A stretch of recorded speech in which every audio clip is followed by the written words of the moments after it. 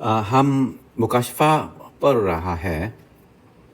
हम एक से 3 बाब तक पढ़ा था। खासकर 2-3 बाब में यीशु मसीह का 7 कलीसिया के लिए पैगाम था। ये 7 कलीसिया मैं और आप और हम कलीसिया मसीही लोगों था। यानी ये हमारे लिए भेजना का यीशु मसीह का पैगाम था। और अभी 4 बाब पढ़ेंगे। 4 और 5 बाब इकट्ठे सोचना पड़ेगा, क्योंकि 4 बाब 5 बाब में आसमानी इबादत के बारे में लिखा है। इबादत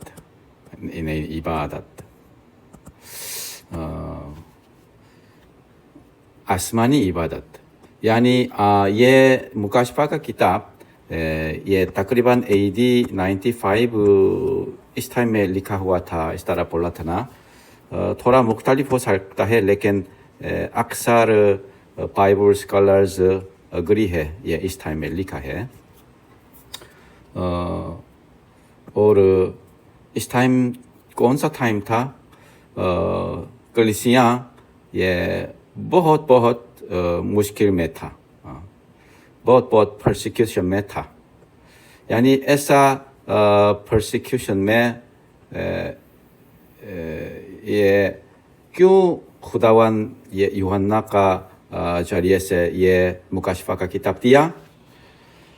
चर्च इतना परसिक्यूशन में था, मुश्किल से जिंदगी गुजर रहा है, बहुत छुप करके इबादत कर रहा है। लेकिन आप कलीसिया को हौसला दिलाने के लिए और तसल्ली देने के लिए ये किताब लिखा है। इसकी वजह से खासकर 4 बाब में खुदा बाप के लिए इबादत, 5 बाब में खुदा बेटा बरा के लिए इबादत ये लिखा है।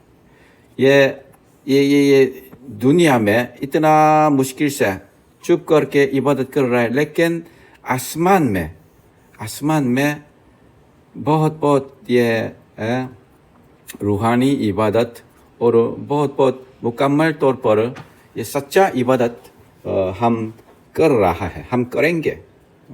ये 2 की तरह इबादत बता रहा है। आसमान में यानी आसमानी इबादत, दुनिया का इबादत।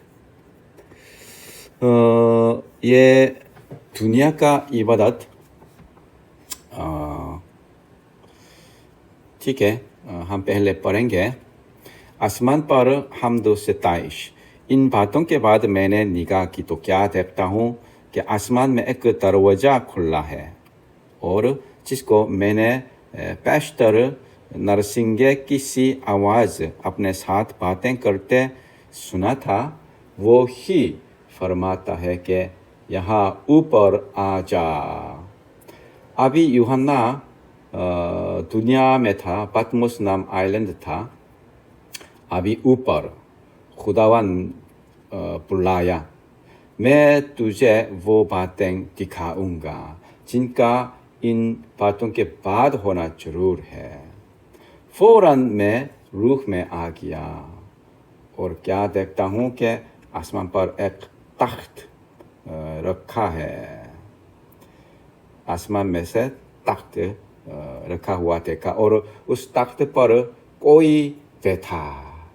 तख्त पर कोई बैठा है, ये कौन होगा? ये खुदा बाप है, खुदा बाप। और जो उस पर बैठा है वो संगे यशब और अकीक सा मालूम होता है। अजीब है ना? खुदावन खुदा रूह है, कोई शक्ल नहीं है। इसकी वजह से कोई तख्त पर बैठा है, लेकिन उसका शक्ल संगे यशब या अकीक सा मालूम।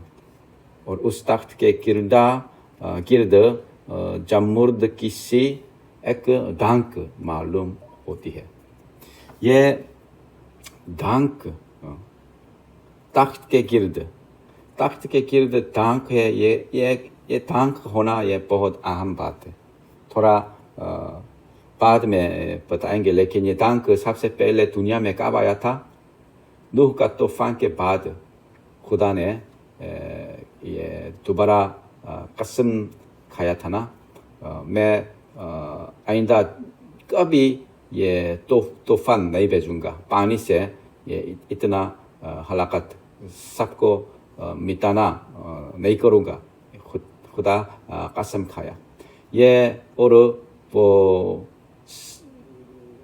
खुदा का कसम का वो ये साइन की वजह से हम खुदा ने दांक भेजा था ना, और उस तख्त के गिर्द 24 तख्त थे, 24 तख्त।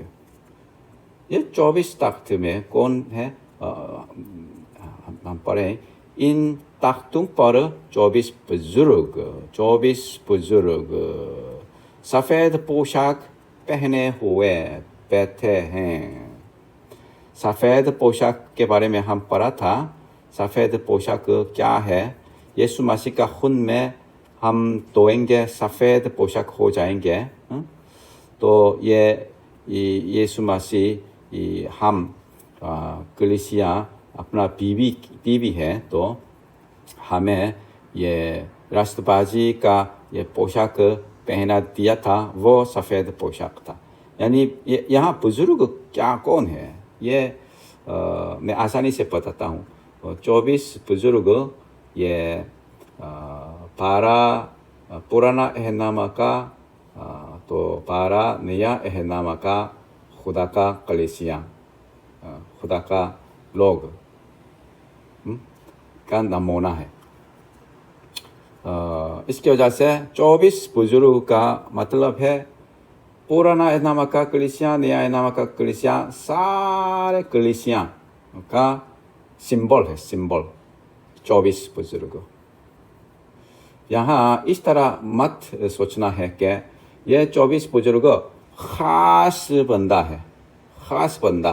ये बहुत ये ईमानदार है, दुनिया में रहते हुए बिल्कुल साफ देख करके ये माथर की तरह जिंदगी गुजरा, ऐसा लोगों ये खुदा के गिर्द बैठेंगे, वो 24 बुजुर्ग बनेंगे।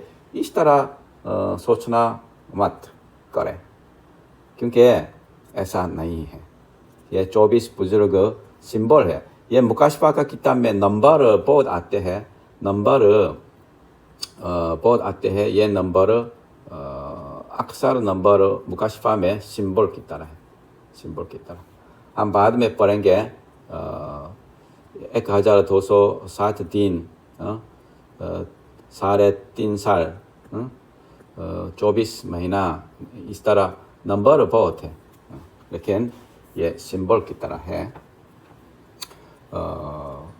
यानी ये 24 बुजुर्ग हम हैं, हम मसीही लोग। उन पर, उनके सरों पर सोने का ताज है, सोने का ताज। यानी कोई इस तरह सिखाते हैं कि बहुत ये, यानी ये अपना जान दे के ईमान रखा, ऐसा लोग सोने का ताज मिलेंगे। ये गलत तालीम है, ऐसा नहीं है। यानी हर एक मसीही लोग सोने का ताज उड़ेंगे। यानी हर एक मसीही लोगों के लिए हमारा खुदावन यीशु मसीह खून बहा। हर एक मसीही लोग बहुत अहम है खुदा को। और उस तख्त में से बिजलियाँ और आवाज़ें और गर्जें पैदा हुए, और उस तख्त के सामने आग के साथ चिराग चल रहा है। ये खुदा की 7 रूहें हैं, खुदा की रूह। ये खुदा की रूह कौन है? क्या है? रूहुल कुद्स। और उस तख्त के सामने गोया शीशा का समुंदर बलौर की मानिंद है। तख्त के सामने शीशा का समुंदर, शीशा का समुंदर है।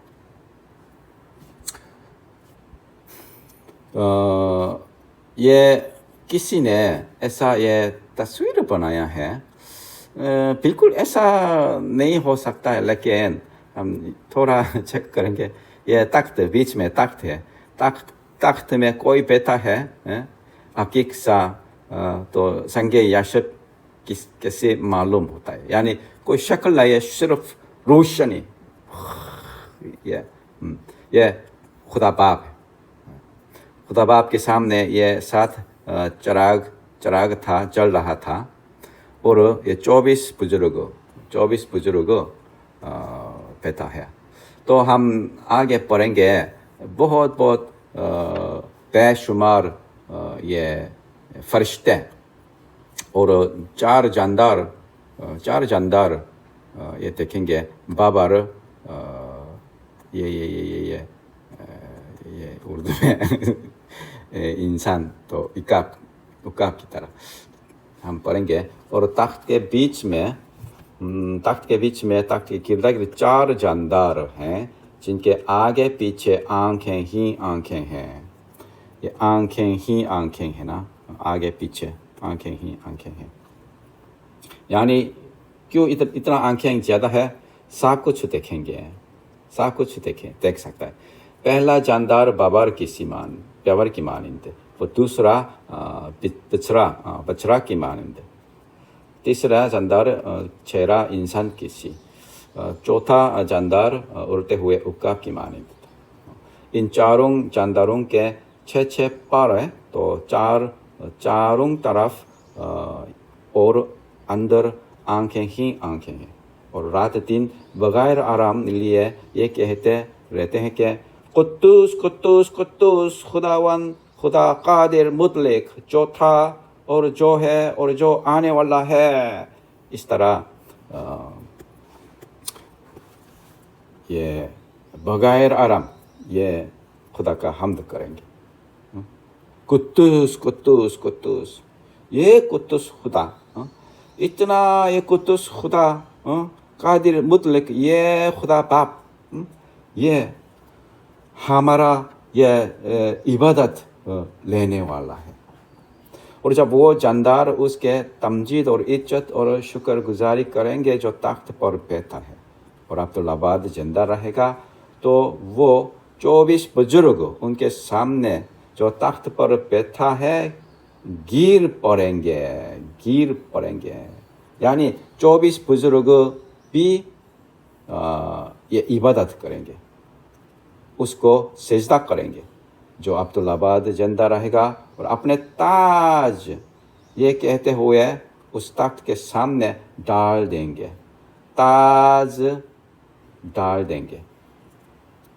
ए हमारे खुदावन खुदा, तू ही तमजीद और इज्जत और कुदरत के लायक है, क्योंकि तू ही ने सब चीज़ें पैदा की और वो तेरी ही मर्जी से थी और पैदा हुए।